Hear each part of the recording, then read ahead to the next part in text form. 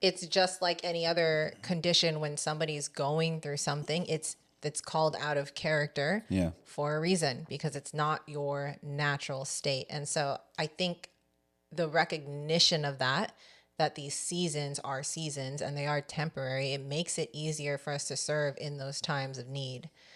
Now, if my basic character is I don't cook, I don't clean, I don't do anything around the house, then you showing up for me on those times where I am having Yeah. off days would be very difficult because you'd just be like, she never does anything. Well, and that's why it has to be both ways, Right. because if not, like a bunch of people might watch this conversation and have their own stories and excuses as to why they couldn't do that or shouldn't do that Yeah. or what the result of that would be. And the only reason for that is because they haven't been in a relationship or a situation where both individuals are equally truly trying to serve each other and Yes. outserve each other. And that is an important thing to state because when I didn't understand the heart of a servant for the longest time.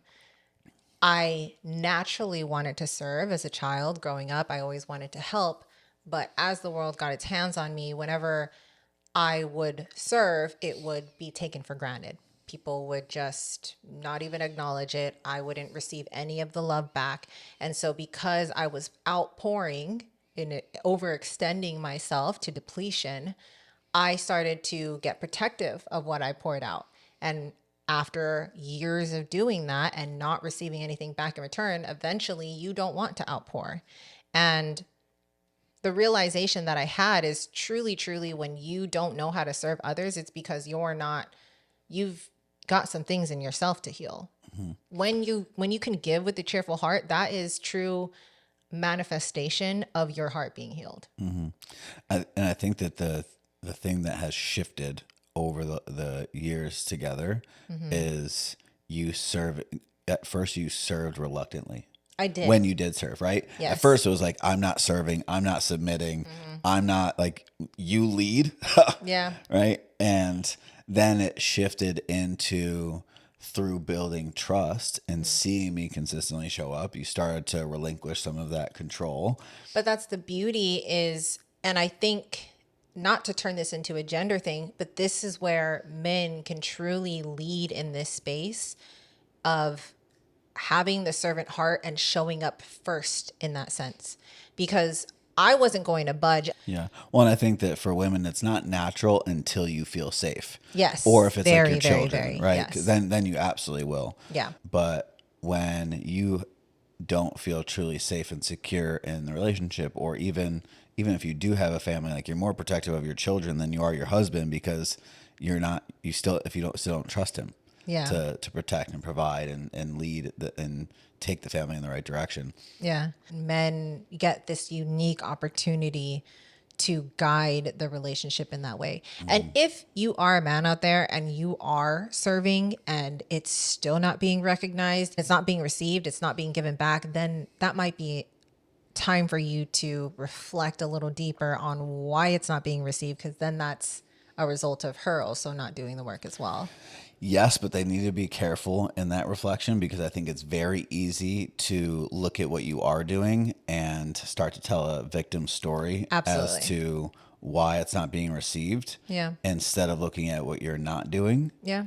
And whether that's setting and enforcing healthy boundaries, whether that's communicating very clearly and honestly, Yeah. whether that is, reacting from a very grounded place, Yeah. even when it's challenging. Yeah. And I so think there's many different facets of leadership that if you have holes and gaps in your game, it may be those things, and it may be her past that is being triggered, Yeah. where I mean, she there's doesn't several feel. different Yeah, things there's for so many sure. things in it, but I think that it's just very important to look at yourself entirely, and probably with some outside perspective. Yes, that isn't that's what her. I wanted to say. Well, that is her as well. I think Yeah. a healthy leader can take the criticism and discern and pick apart whether or not it's true. But even for myself, I reflect often when you say something that I'm behaving with, maybe at the time I don't want to accept it because it's just my ego and we're coming up against all the emotions that makes it uncontrollable. But in those down times where I'm grounded and got my emotions in check, everything that you say to me, I reflect on. And I ask myself, is that true? Am I really like before, am I really harsh in my love? Right? There were so many different things that you brought to the table with me, even if it was in times of arguments, although I didn't like it at the time, though it's still being said for a reason. Right? It's not like people just manifest these ideas in their head. Well, sometimes we do, but for the most part, when you're in a loving relationship, we're not manifesting it out of thin air. Yeah. And if you wouldn't have looked at that harshness and even just considered that it might be true, Yeah. you wouldn't have changed it. Absolutely. And if you're harsh with the person you love the most, then you're most likely harsh with people that you love less. Right. So yeah, just to really answer your question. Yeah. I think that when you serve me, when you go out of your way to serve me, honestly, I even see it and feel it when you make me meals. Like I do not take them for granted at all. See, I think that's such a small thing for me, and it feels like a natural responsibility that I've taken, and I enjoy it, Yeah. when I don't have other things I have to do.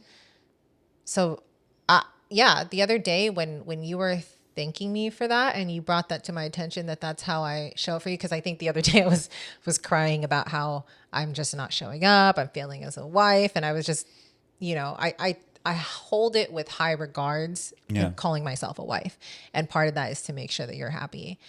And so when you brought up, you're like, babe, you cook me 3 meals a day. I'm never hungry.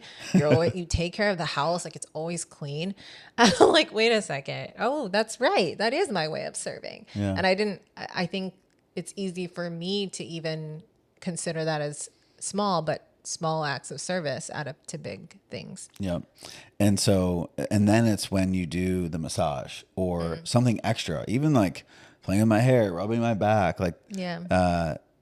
that's where out serving, I think, comes in. Yeah. And where it really makes me feel loved and appreciated and respected.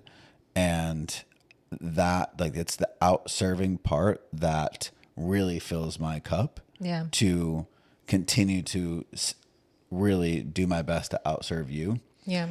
And it's when you outserve reluctantly, or like in the things that would typically be considered outserving, but you're doing it reluctantly. Like if you're, we said we're going to do a massage, but you're like tired and like, you don't really want to do it. And I'm like, I definitely don't want it then, because I don't want to receive it reluctantly. I want to receive it from that place, because that place is what pours into me. Yeah. And so I may enjoy the massage, but it won't pour into me the way it would if I feel your love and your desire to serve me in the act itself. Yeah.